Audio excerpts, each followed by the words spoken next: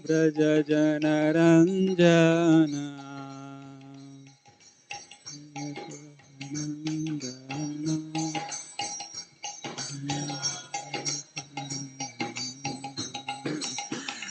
Jaya Yamuna Tira Vanachari Jayo Kunja Bihari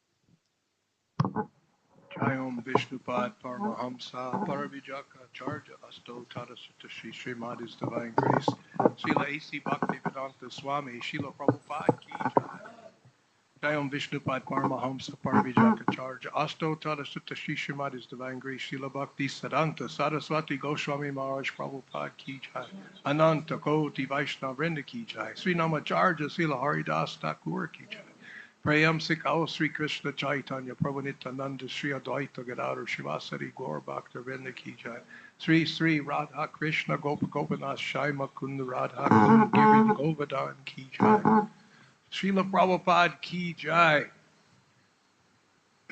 ISKCON Newtown Ki Jai Gaur Premanande. All glories to the assembled devotees. All glories to the assembled devotees. All glories to the assembled devotees. All glories to Sri Guru and Sri Gauranga. Namo Vishnu Padaya. Krishna Prasthaya Bhutale Srimati Bhaktivedanta Swami Niti Namane. Namaste Saraswati Devi Gauravani Pacharini Nirvisesha Sanyavadi Paschata Desha Tarine. Om Namo Bhagavate Vasudevaya. Om Namo Bhagavate Vasudevaya. Om Namo Bhagavate Vasudevaya.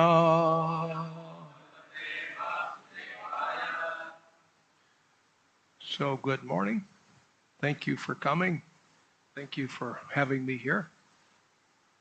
Beautiful ISKCON Newtown. Please excuse me if my voice comes and goes. I've been a little sick for a couple of days. I'm just getting back to where I can speak, so please bear with me. Today's class in the beautiful Bhagavatam, Canto 10, Chapter 63, Verse 39. Yataiva suryaha pihitas chayayam swaya.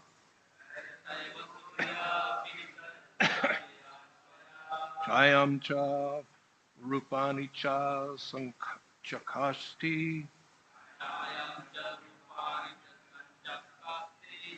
Evam gune nan pihito gunam stvam.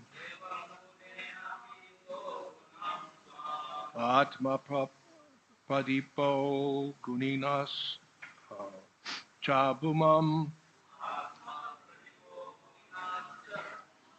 Yataiva surya pihitas chayaya swaya.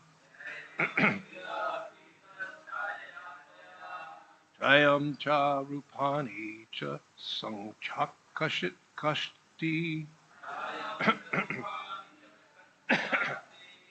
Evam gunenam pihito gunam stvam. Atma pradipo guninas chambuman. Yataiva surya pihitas chayaya swaya. Jayam cha rupani cha sanchakashti. Evam gune na pihito gunam stvam. Atma pradipo guninas cha buman.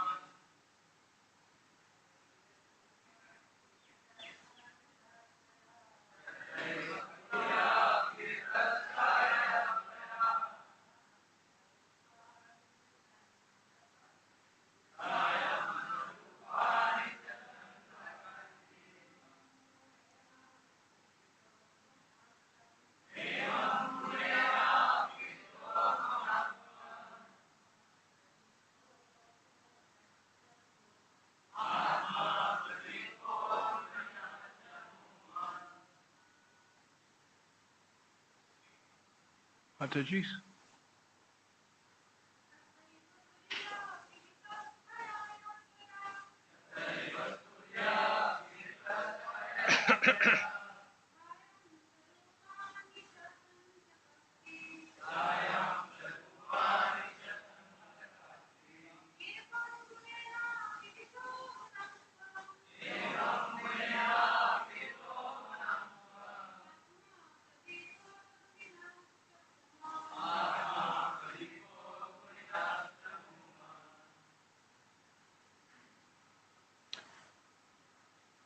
Yatha eva, just as Surya, the sun, Vihita, covered, Chayaya, by the shade, Swaya, its own, Chayam, the shade, Cha, and Upani, visible forms, Cha, also, Sancha Kashti, illuminates, Evam, similarly,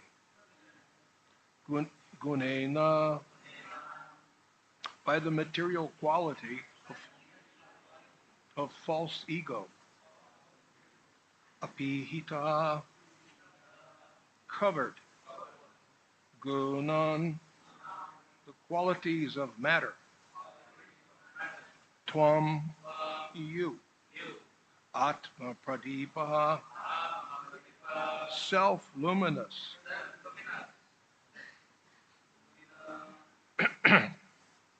Gunina, the possessors of these qualities, the living entities, Cha, and Bhuman, O Almighty One. Translation. O Almighty One, just as the sun, though hidden by a cloud, illuminates the cloud and all other visible forms as well, so you, although hidden by the material qualities, remain self-luminous and thus reveal all those qualities, along with the living entities who possess them.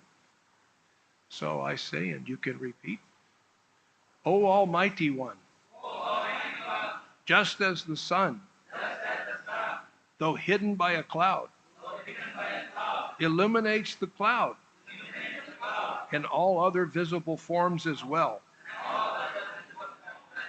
So you, although hidden by the material qualities, remain self-luminous and thus reveal all those qualities, along with the living entities who possess them.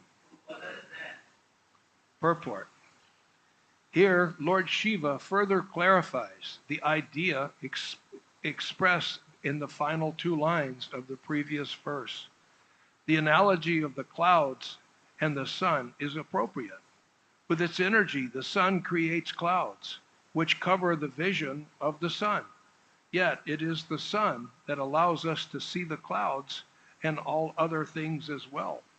Similarly, the Lord expands his illusory potency and thus prevents us from directly seeing him.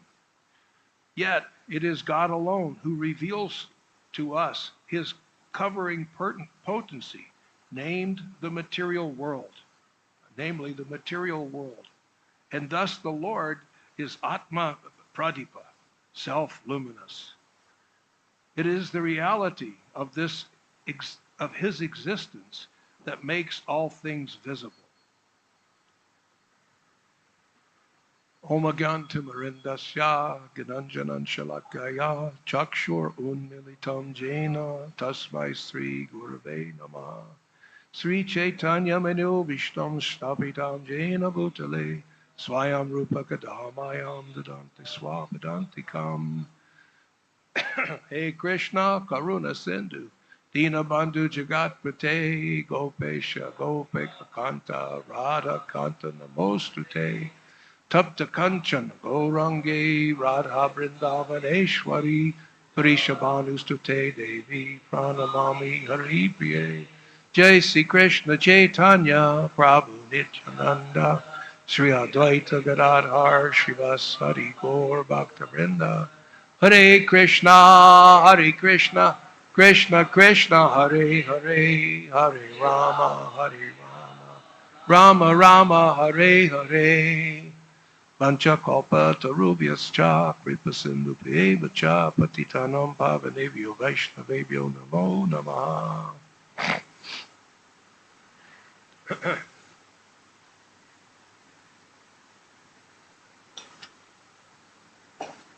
So once again, the verse. So this is Lord Shiva continuing to praise the Supreme Lord. O Almighty One, just as the sun, though hidden by a cloud, illuminates the cloud and all other visible forms as well, so you, although hidden by the material qualities, remain self-luminous and thus reveal those qualities along with the living entities who possess them. So this reminds me, so many times I like to mention that maybe not so much here in India, but in the West, people like to say, praise the Lord. Do they say that here? Praise the Lord. And so I always think, what do you mean? You know, so what I sometimes say, someone may say to me, praise the Lord. And I say, okay, yeah. Okay, you first. What?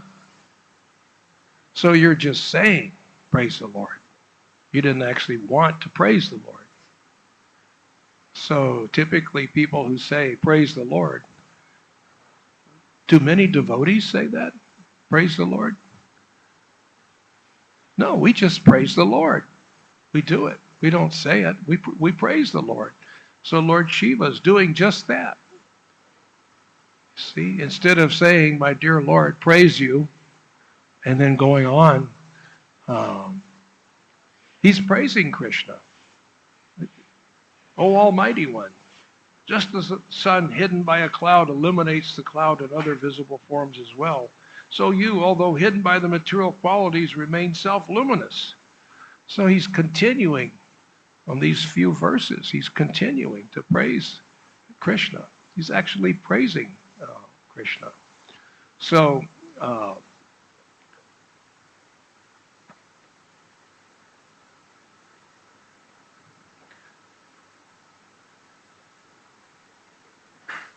I like in the purport here, I don't want to forget to mention the analogy of the clouds and the sun is appropriate.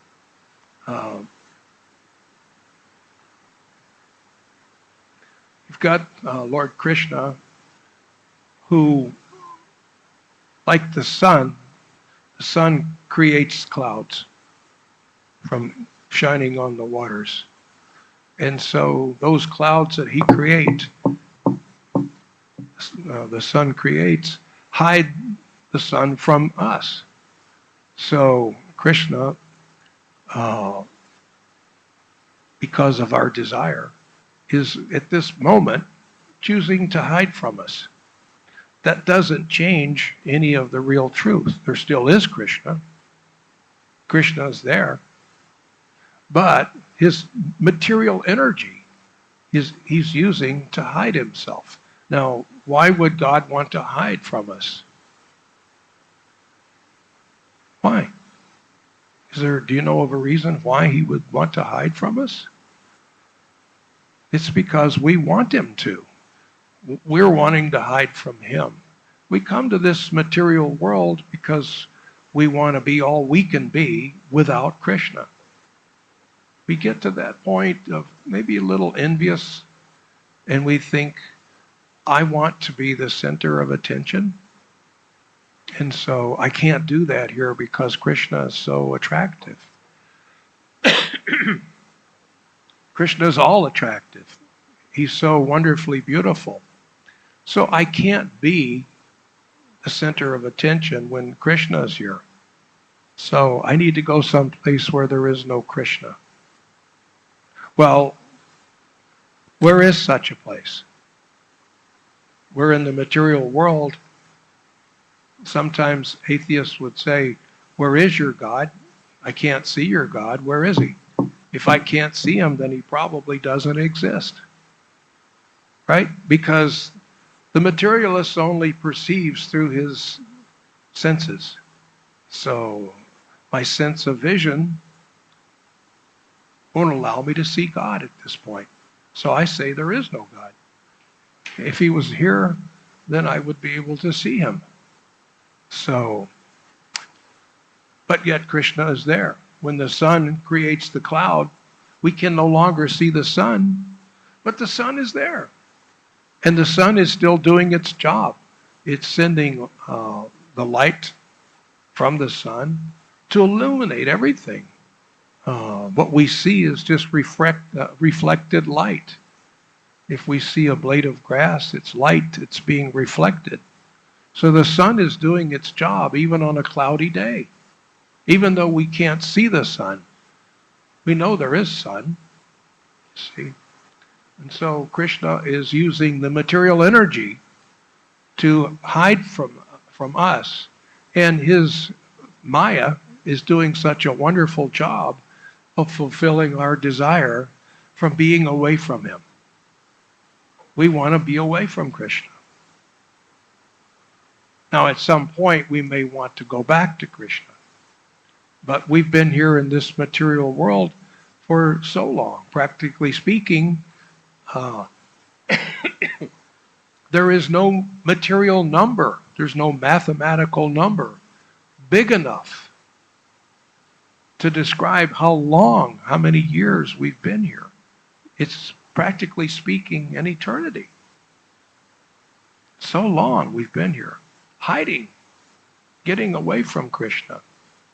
So it's our desire to come here into a place away from Krishna, and yet everything is Krishna. This is all Krishna's energy. Why, the pure devotee, when he sees something, anything, it reminds him of Krishna.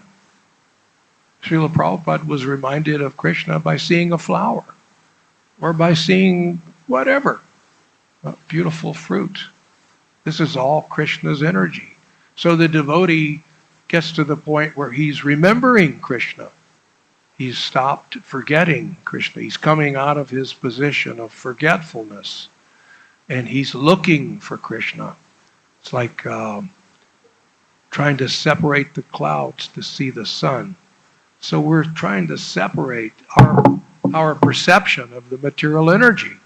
It's just our perception of this material energy that prevents us from seeing Lord Krishna. Just our perception.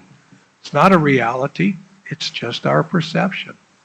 You see, I'm perceiving that there is no God, that there is no Krishna, and yet Krishna is there. Why? Krishna is right with us as Paramatma in the region of our heart where we live.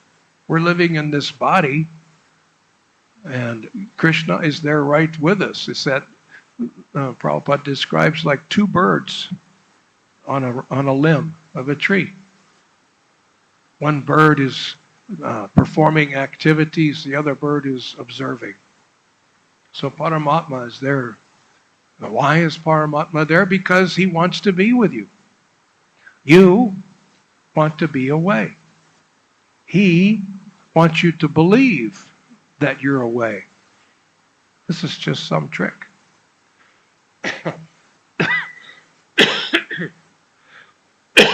The truth is, there is no away from Krishna. You can't get away from Krishna. You can trick your mind into thinking that you're away.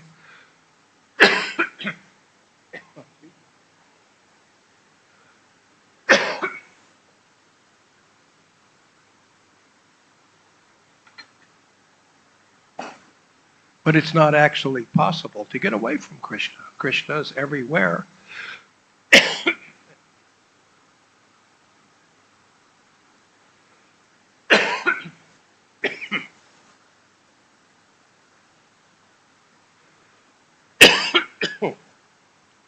Forgive me. Have to take one of these.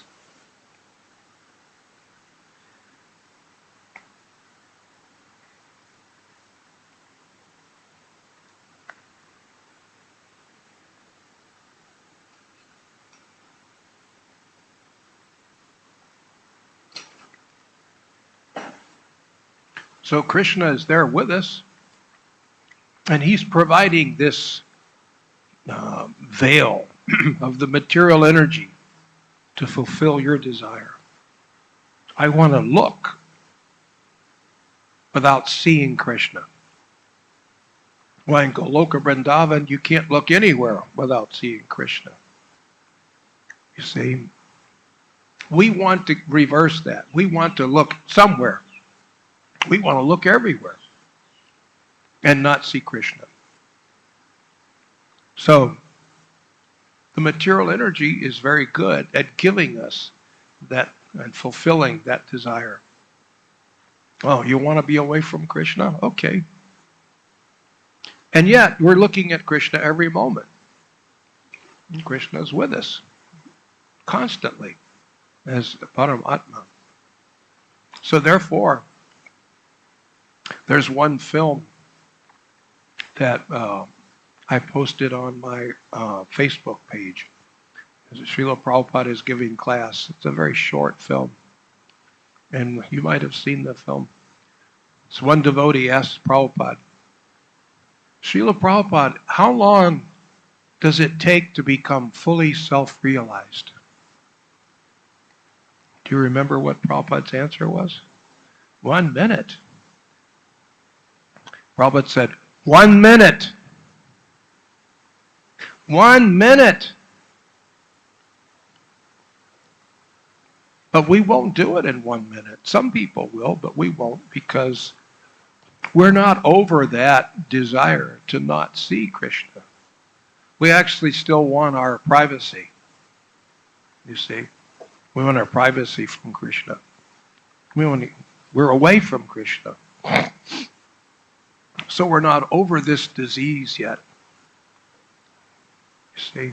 This disease of self-interest. We gave up the desire of Krishna interest, and we took up the desire of self-interest. And that's caused us so much trouble. And it continues to cause us so much trouble. So here we are, we're trying to reverse that process. We're trying to develop our interest in Krishna. We want to see Krishna. Now, as we become more and more desirous of seeing Krishna, Krishna will reveal himself. After all, he's right there. It's not like he's hiding somewhere. He's allowing you, through your consciousness, lack of spiritual consciousness, to perceive that he's not there, even though you're looking at his energy. We're looking into his face, and we don't know it, because we don't want to see his face. So this Krishna consciousness, this chanting, Hare Krishna, Krishna Krishna, Hare Hare, Hare Rama, Rama Rama, Hare Hare, is just the process of saying, my dear Lord Krishna, please allow me to see you. Give me some service. My dear Radharani, give me some service. Help me to take away this cloud that's hiding your face. I want to see you. And as we chant, as we become more and more sincere in our chanting, Krishna starts to believe that we're sincere. We start to believe that we're sincere until we get to the point that we actually want to embrace Krishna. We want Krishna. Jai Sri.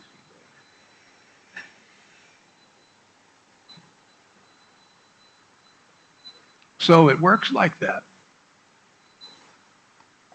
We still, when we come to this material world, we invest all of our faith in the material energy.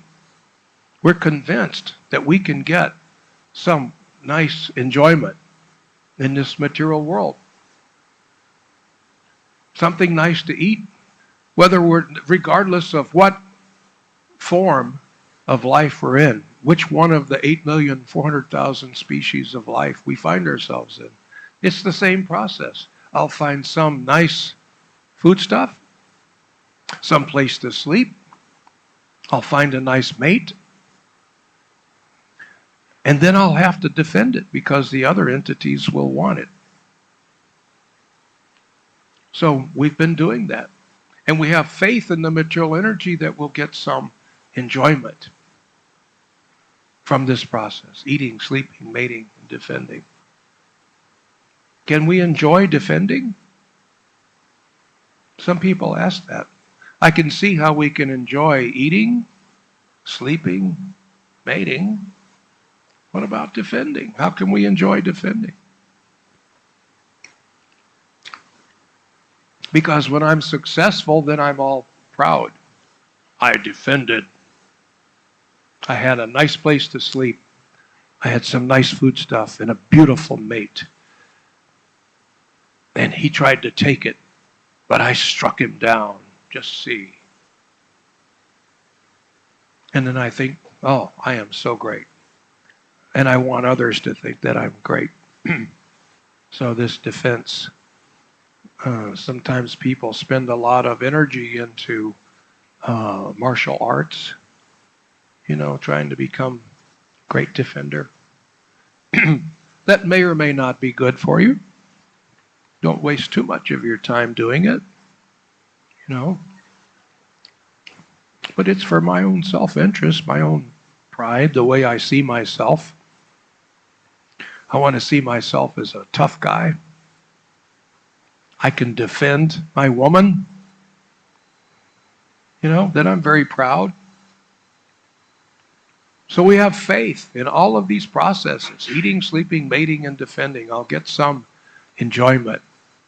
And then when we become a little bit Krishna conscious, we start to develop some faith in Krishna. We start to develop faith in Guru Krishna in this process of bhakti yoga. And then we get into the realm of mixed faith. I still have faith in the material energy, but I have faith in Krishna. So they're mixing, and I can kind of go one way or the other, you see. As my faith in Krishna grows, my faith in the material energy starts to go away. It becomes overcome with the faith I have in Krishna. Until I have full faith in Krishna. And at some point, Tamal Krishna Maharaj told me one time that there's a point of no return.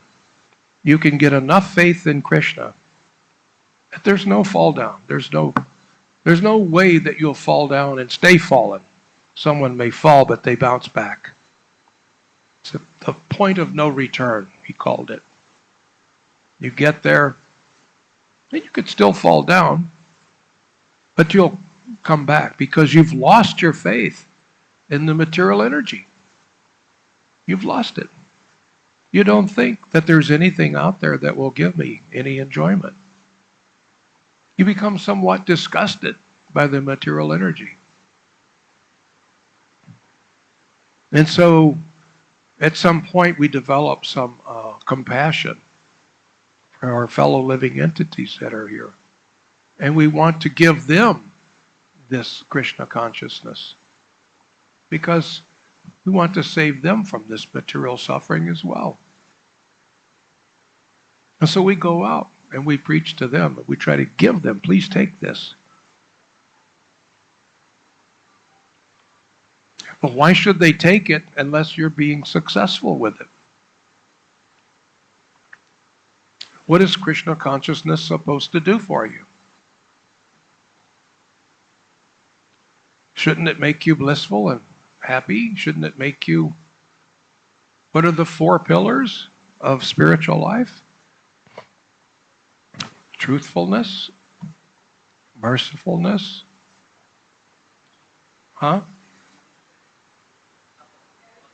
austerity, And what's the other one? Yeah. So you should have these qualities. So if you're not, and Krishna says devotional service should be performed how? Joyously. Not like, yeah, it's okay. Joyously. So if your devotional service isn't making you joyous, is it because you don't have good service? Or is it because you don't know how to perceive the service? No, it's our fault. There is no bad devotional service. Devotional service, you should be engaged according to your propensity. That's a fact. But all devotional service will make you happy. Will make you joyous. See? So, as you're preaching to people, if Krishna consciousness is working for you, they'll be able to know it, won't they? Are you joyous? Do you like doing this service? Or do you just do it because, well, that's what I'm supposed to do? You ever had anybody ask you that? Do you like doing this? I've had a lot of people. They wonder, how old are you? I say, well, I'm 75. You've done this for 50 years? Yeah. Do you like this? Yeah, I love it. This is great. You see? So, you should feel that. You should feel conviction that this is the best thing for me. It's the best thing for all living entities. You should be convinced. If you're convinced, then you have a good chance of convincing others. If you're not totally convinced, then so on convincing others, you see. So you have to let it work on you. You have to let it work on you. You have to work on your faith in Krishna and work on losing faith in the material energy. You have to come to the realization that there is nothing here for you. There's nothing. There is one thing that can make you incredibly blissful in this material world, and that's spreading this Krishna consciousness. That can give you all bliss, total bliss. It'll never get any better. That's the greatest bliss. And it makes Krishna completely pleased. Nothing makes him any happier when you want to spread this Krishna consciousness. You see. So we have to let ourselves become convinced. Then we can convince others. And this material cloud that obscures Krishna's face will start to thin and move away. All of this material energy that's between you and Krishna is just a material perception. It's just temporary. And if we chant this Hare Krishna, and if we perform loving devotional service, someday soon we'll be able to see through this cloud. And then there's Krishna's face. You're looking Krishna in the face. So I think I'll pause here and ask if there are any questions, comments.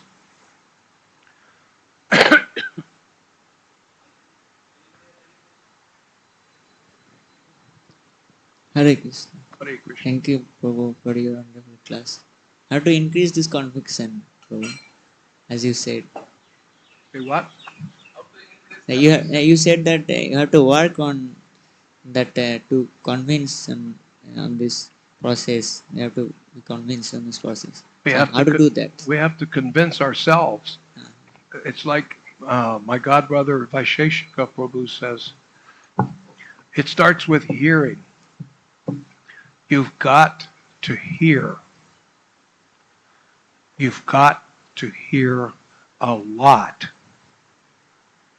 You've got to hear a lot every day.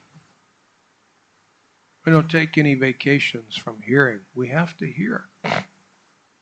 That would be hearing and reading. Reading is also hearing. So we should read. When we're reading, we're associating directly with Krishna. You see, we're associating directly with Srila Prabhupada. So we should read. We should read as much as we possibly can.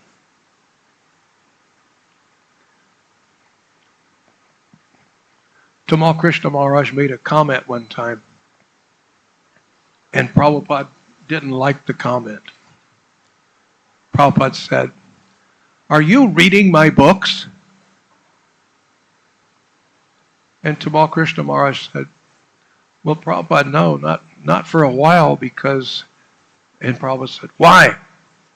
"Well, I have so much service.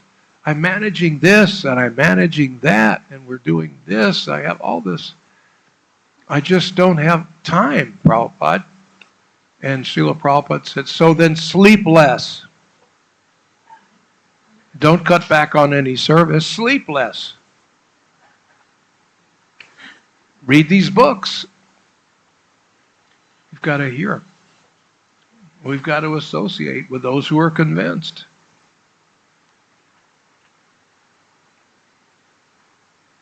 And if you take up this desire to preach, you're not alone. Krishna will empower you.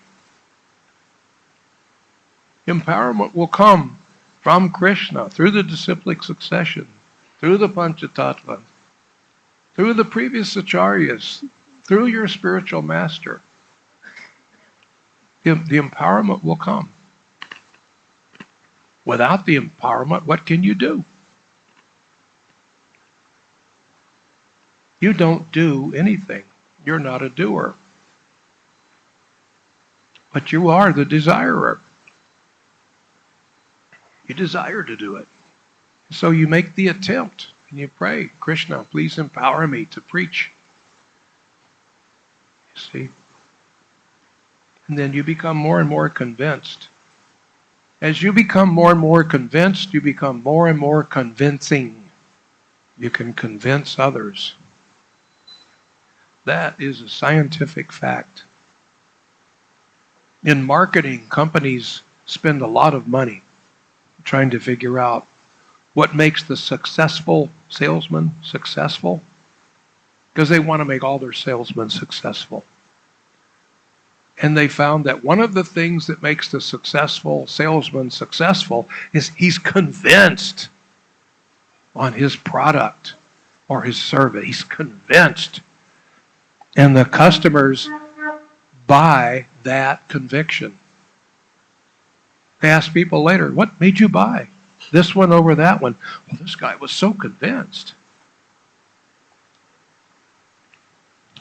I don't have to think it through. He's a smart guy. He's dedicated. Why, he's so convinced. Why, this has to be the best thing for me." You see? You have to be convinced, and then you can be convincing. Excited. Get excited about it. Get compassionate with the people that you're preaching to. You have to care for them. We really care for them. We want them to advance in Krishna consciousness. So, is that a good answer?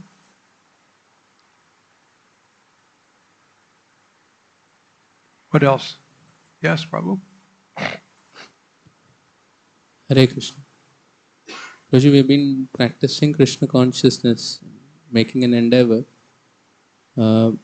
but I find a lot of complacence, a lot of laziness to pick myself and more enthusiastically engage. Whatever is given, we finish that, but there's no great enthusiasm. The complacency is there too. So what should we do? Yeah, that's a dangerous thing to get complacent. Well, we have to talk to our mind. You, the soul, you're not complacent. It's this mind of yours that thinks, let's do something else. Oh, let's go out and preach. Oh, let's do something that doesn't take so much energy. So the mind is basically like, when people go to a restaurant, they bring you a menu, and you have choices. I can have this sabji, that sabji, this kind of rice, this kind of dal. So the mind is showing you a menu. It's a list of choices to do. You're saying, perhaps I'll go out and do some preaching. And the mind is saying, why don't we take a nap? First, let's have a nice snack. And then we'll take a nap. Why don't we watch some television? You see? Why don't we play a video game?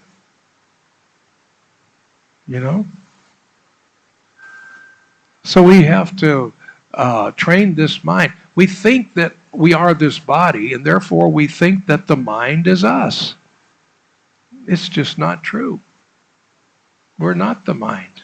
The mind is not us. The mind is like the central processing unit for our brain. And as long as we're convinced that we are this body, we're going to think that when the mind says, let's have a snack and a nap, we think that's what I want. We just haven't trained our mind yet. If we train the mind, it'll become a good friend. And it'll say, well, let's do this. Maybe let's go on Harinam. Let's get together a Harinam party. Let's go out and have Harinam and hand out some leaflets inviting people to the temple. You give it a new menu to show to you. As you train the mind, it stops showing you nonsense things to do. Until you train it, it's going to give you nonsense things to do. It may seem like hard work at first, but it's really not. You just have to train it. It doesn't know any different right now. It starts throwing these silly choices. Let's do this, let's do that. No, my dear mind, no, I think not. Let's do this. Let's do this instead. You see? So we have to reprogram it. Rewrite the software. If we do that, then the mind, it'll fall right in. It'll start giving you good suggestions.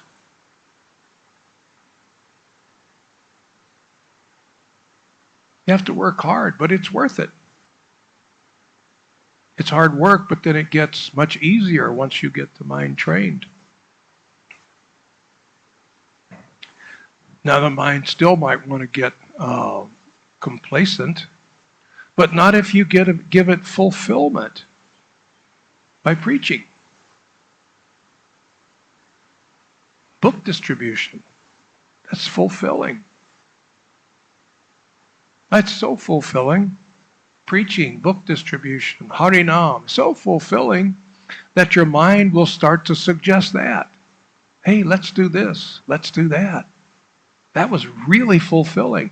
It's only suggesting these, let's have a snack and take a nap, because at one time you perceive that as fulfilling. You have to give it some other activities that it thinks, wow, that was fun, that was fulfilling. I want to do that again. So your mind will be saying, hey, let's do this. You see? We just have to retrain it. And it is very trainable. Just like a horse. You know, you have some big horse. Sometimes horses weigh like 1,500 pounds, don't they? Maybe more. Horses, big, strong stallion horse. And yet, you can train them to do so many things for you. You can train them. So we have to train this powerful mind. Give it things to give it pleasure. Preaching gives it pleasure. Book distribution gives it pleasure. Harinam gives it pleasure. Doing devotional service in the right frame of mind gives it pleasure.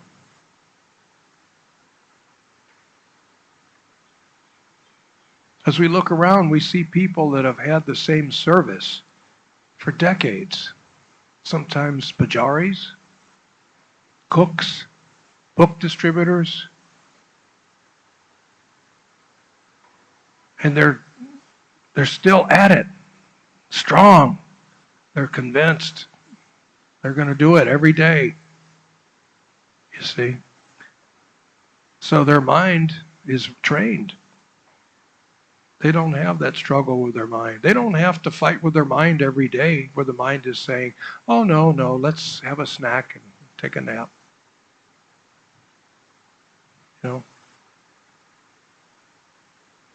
Is that a good answer?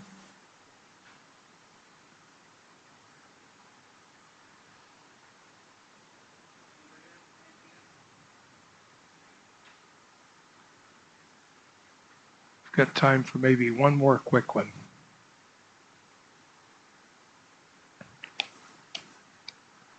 Hare Krishna. Anybody has any question?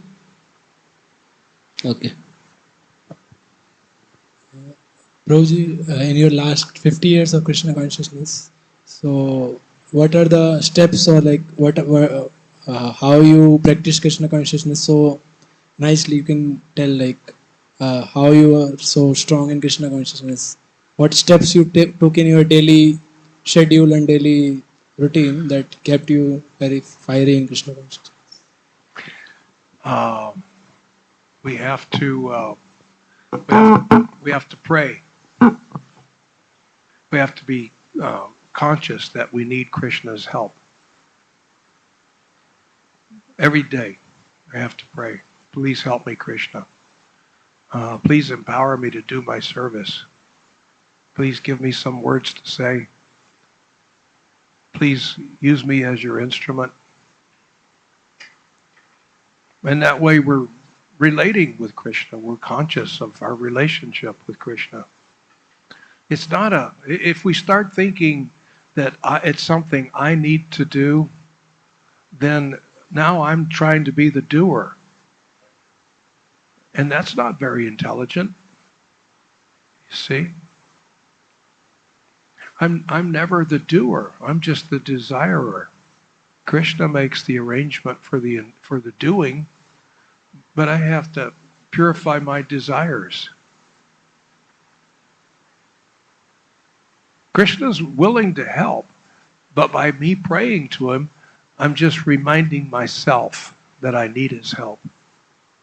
I'm reminding myself, Krishna, I can't do my service without your empowerment. So, Krishna is like the sun. You know, the sun is the energetic, and the sunlight comes from the sun. So we're like the sunlight. We are the sun, but we're the energy of the sun. The sun is the energetic. So Krishna is the energetic. We're his energy. He's the source. He's the source of everything. So he says, Uh, I am the potency in mankind. So whatever potency you're going to get to be successful has to come from Krishna. So if we realize that, then we ask him, please give it to me. As you would desire. I want to do some devotional service. So please empower me to be as successful as you would like me to be. I want to serve my guru. Please empower me to serve him in whatever way, shape, or fashion that you want.